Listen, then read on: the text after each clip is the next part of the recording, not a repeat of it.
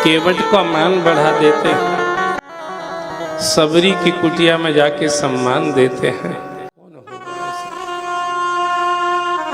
ऐसे अपने लाल को देख करके या ऐसे भगवान को देख करके कौशल्या मैया प्रसन्न हुई है। किसी के स्वरूप को देख करके आपके मन में प्रसन्नता हो तो आप मान लीजिए ये स्वरूप किसी न किसी हद तक शुद्ध है, शुद्ध है। वो तो है ही भगवान, इसलिए हर्षित महतारी कौशल्या मैया हर्ष युक्त है इस भगवान को। मुनि मनहारी, साधारण लोगों का मन तो किसी और चीज पर भी आकर्षित होता है, पर ऋषि मुनियों का मन तो वो विरागी है, वैरागी है, किसी चीज पर नहीं होता।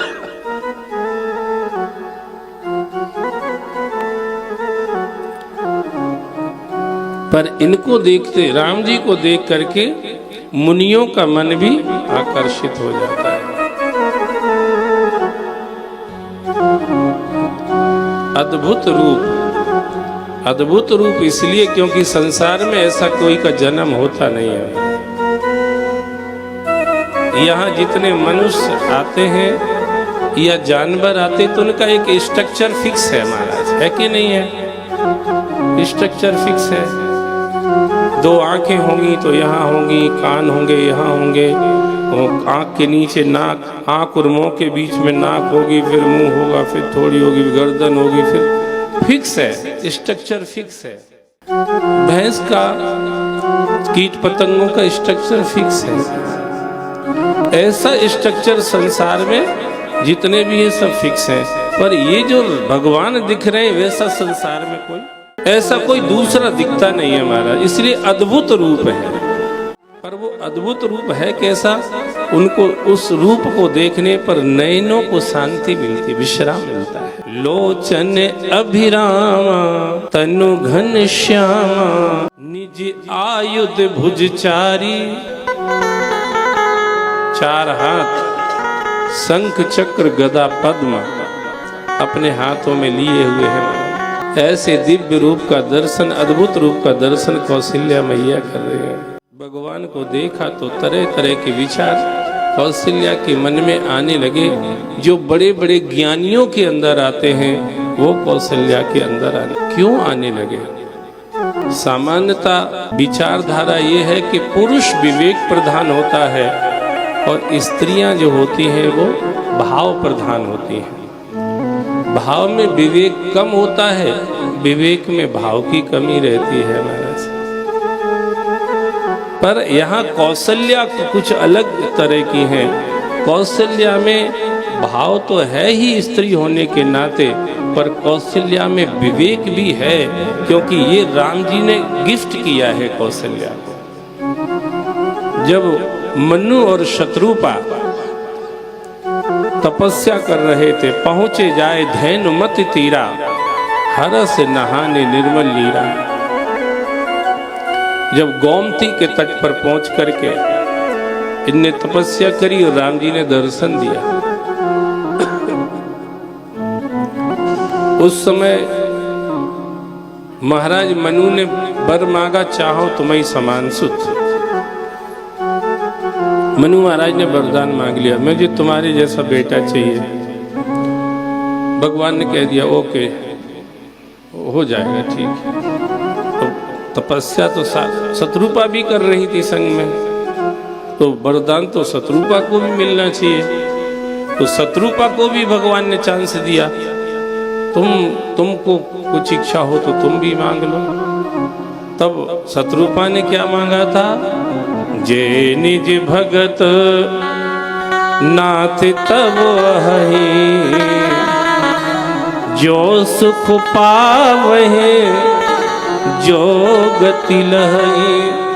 सोई सुख सोई गति सोई भगति, सोई निज चरण सने। सोई विवेक सोई रहन प्रभु, हम ही कृपा कर दे हो। सोई विवेक सोई रहन प्रभु, हम ही कृपा कर दे। ये शत्रुपा ने अलग से वरदान मांग लिया। तो विवेक, सोई विवेक भी मांगा था शत्रुपा ने। भगवान ने एवमस्तु कह दिया था। इसीलिए अब वही मनु और शत्रुपा यहाँ आके दशरथ और कौशल्या बने। दशरथ और कौशल्या बने।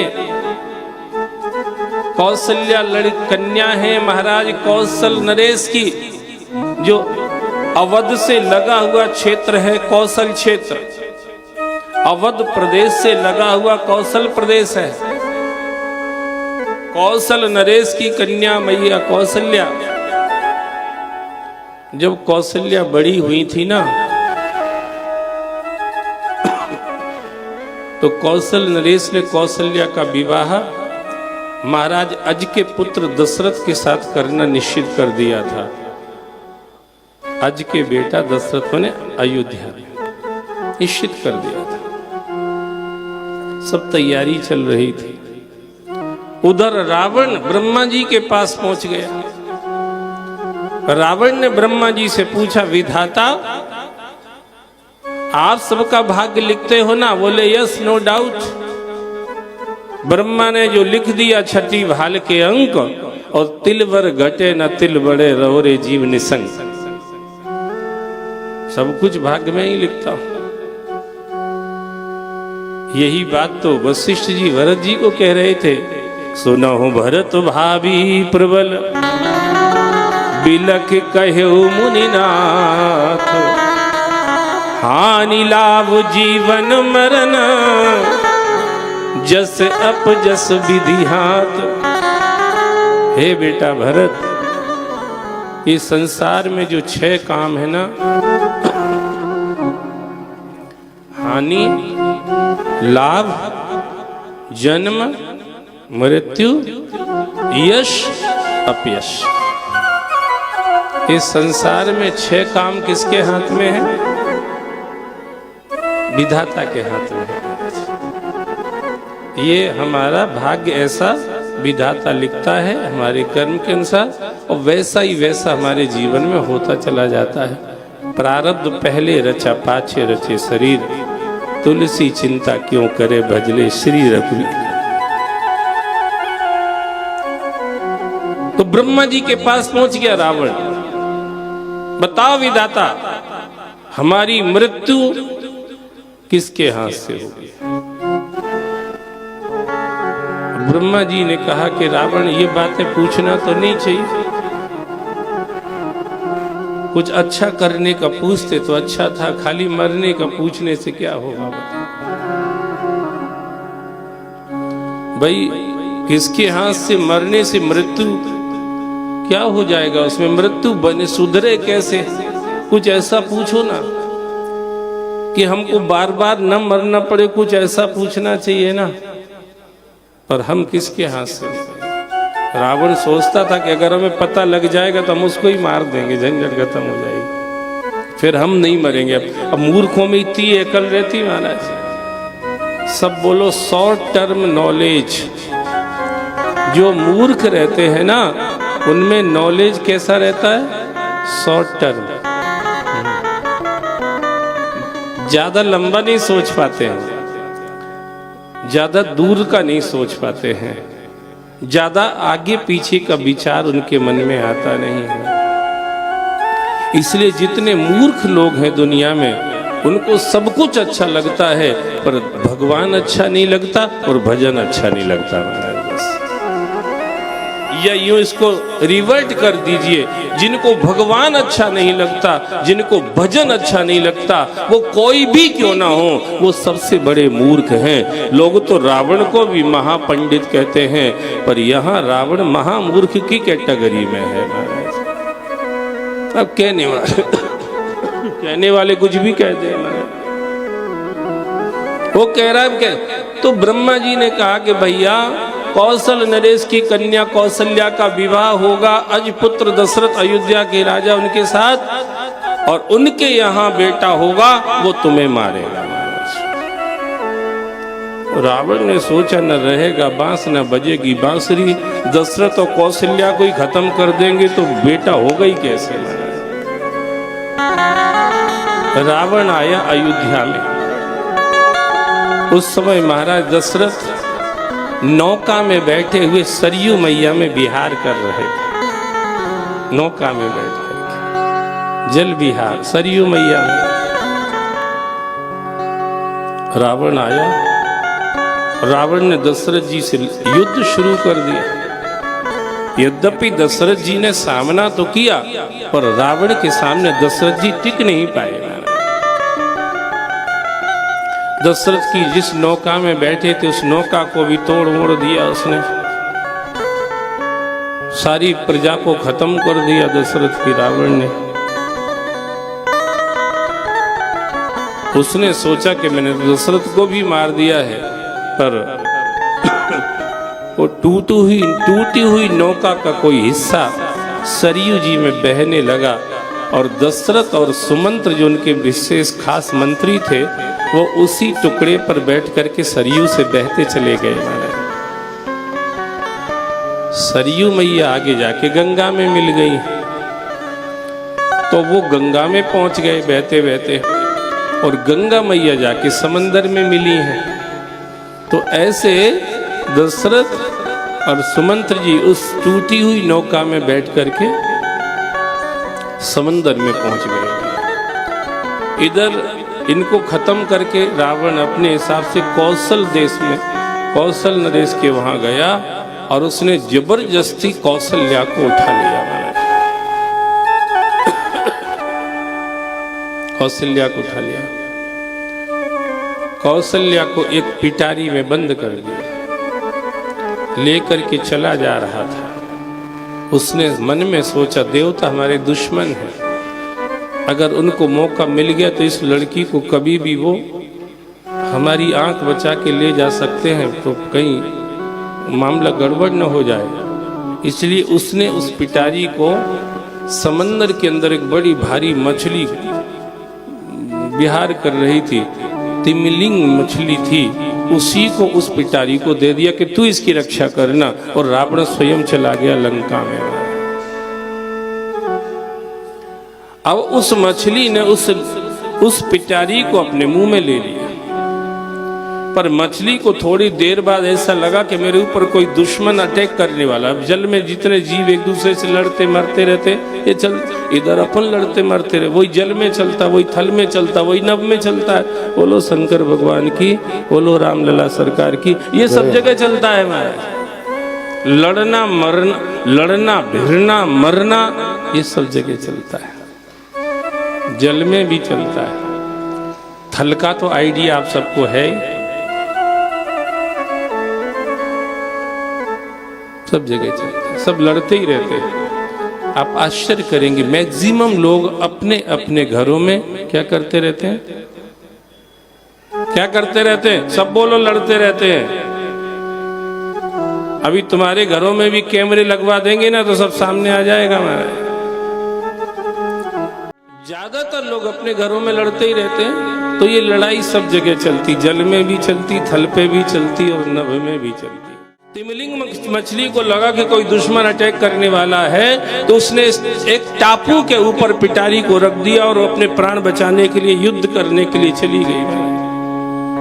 अब जिस टूटी हुई नौका पर बैठे हुए दशरथ जी बहते हुए आए सुमंत्र के साथ, वो टूटी हुई नौका आकर के उसी टापू पे लगी महाराज।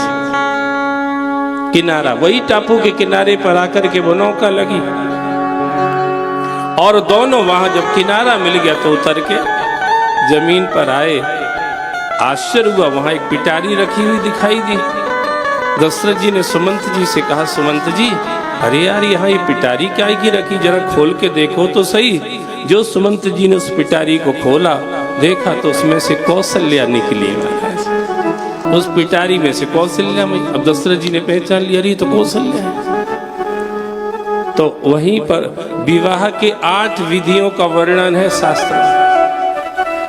सब सर्वोत्तम विधि है ब्राह्मी विधि, सबसे निकृष्ट विधि है राक्षसी विधि, मिडिल क्लास की विधि है गंधर्व विधि, दशरथ जी ने वहां पर कौशल्या के साथ गंधर्व विधि से विवाह कर लिया। बुरा मत मानना, श्री कृष्ण भगवान के मैक्सिमम विवाह इसी विधि से हुए।